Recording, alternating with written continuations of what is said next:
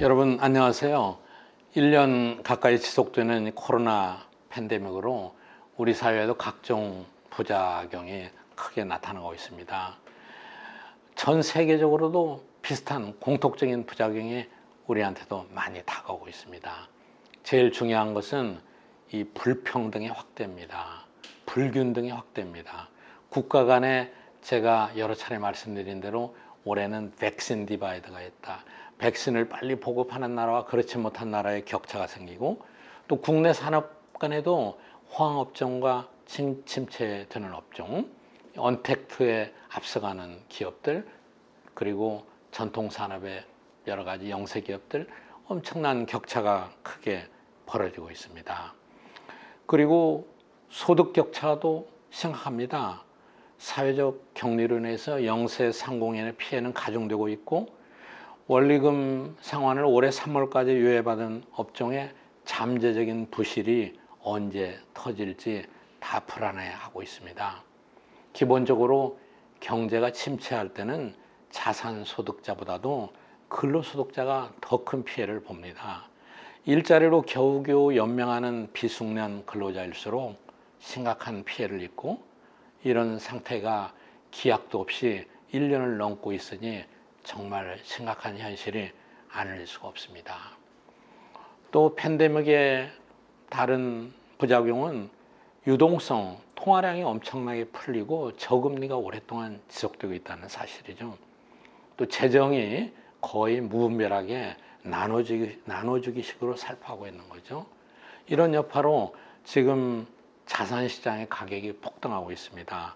주가는 연일 최고점을 최근에 찍었고, 시장을 왜곡시키는 잘못된 주택정책으로 지금 집값이 너무나 폭등하고 있어서 이거 역시 계층 간의 불균형, 격차를 더욱 심화시키는 역할을 하고 있습니다. 그러니까 계층 간의 불균형, 산업 간의 불균형, 소득자에 따른 불균형, 우리 사회 곳곳에서 이 불균형이 너무 심화되고 있고 쉽게 회복되기 어려운 국면으로 들어가고 있는 것 같습니다. 사실 지금 정부는 출범할 때 소득 주도 성장을 통해서 격차를 축소하고 불균형을 시정하는 것을 국정의 최우선 목표로 삼았던 게 사실이죠. 그래서 이를 실현하기 위해서 임금을 대폭 최저임금을 인상하고 각종 기업을 규제하고 노동시장에 개입해서 사회적인 약자의 보호에 나섰죠. 그런데 결과는 너무 참담하게 됐죠. 어떤 지표를 분석해도 최근에 상위층과 하위층의 격차는 더욱 심화됐습니다. 실업자도 사상 최고가 됐습니다. 주택시장을 비롯한 자산시장의 인플레도 심각한 수준입니다. 시장의 원리에 반하는 정책을 편 결과죠. 흔히 시장의 반란이다, 또는 시장의 역풍이다, 역습이다, 이런 표현을 쓰기도 합니다. 그동안 국가 부채도 급증했습니다. 그래서 3분기를 기준으로 본다면은 기업과 가계, 정부, 경제 모든 주체들의 부채가 4,900조에 육박을 했어요. 가계 부채는 GDP의 101%, GDP보다 너무 오른 거죠. 기업 부채는 GDP의 110%에 이르고 있습니다. 1년 동안 다 번 거를 빚으로 갚기에도 모자라는 것이죠. 일부에서는 코로나 팬데믹으로 어쩔 수 없는 상황이라고 얘기합니다. 그러나 사실은 그렇지 않습니다. 팬데믹을 겪으면서 집값이 이렇게 폭등한 나라를 세계에서 찾아보기 힘듭니다. 이거는 잘못된 정책의 결과죠. 부채 역시 국제결제은행 IBS에 따르면 2008년 금융위기 이후에 12년간 145% 우리나라가 증가했는데, 이건 세계 평균의 31%보다도 5배나 더 빨리 증가한 거예요. 가계 부채 비율이 2008년에 금융위기가 났던 미국의 수준을 뛰어넘습니다. 당시 미국은 97.4%였는데 한국은 지금 100%를 넘었거든요.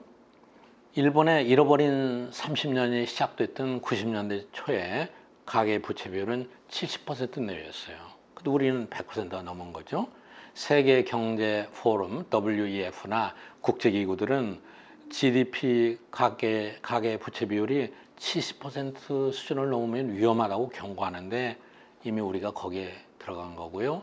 실제로 국제결제은행 IBS는 한국을 11년 만에 민간 부채 부분에서 주의에서 경고로 격상을 했습니다.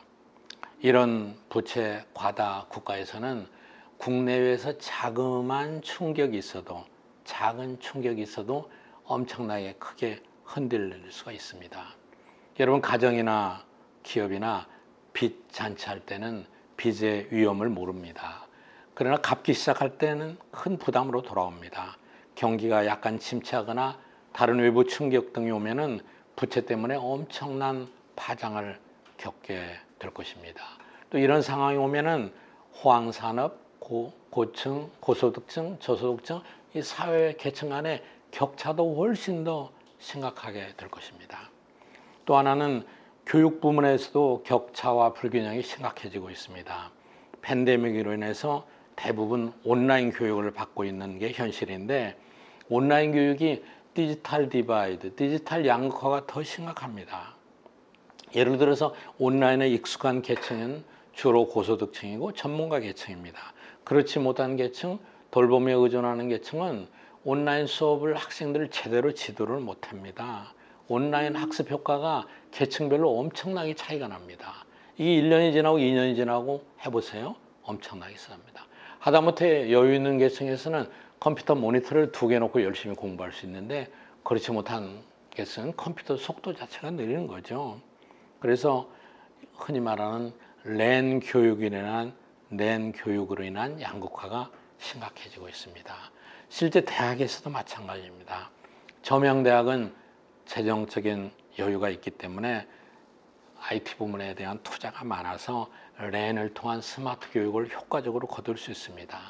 자료만 올려놓고 시간을 메꾸는 수업과 자료도 있고 동영상도 있고 줌으로 온라인을 하고 다양한 체험학습을 할 수 있는 여건이 마련된 대학에서의 교육은 엄청난 차이가 나죠.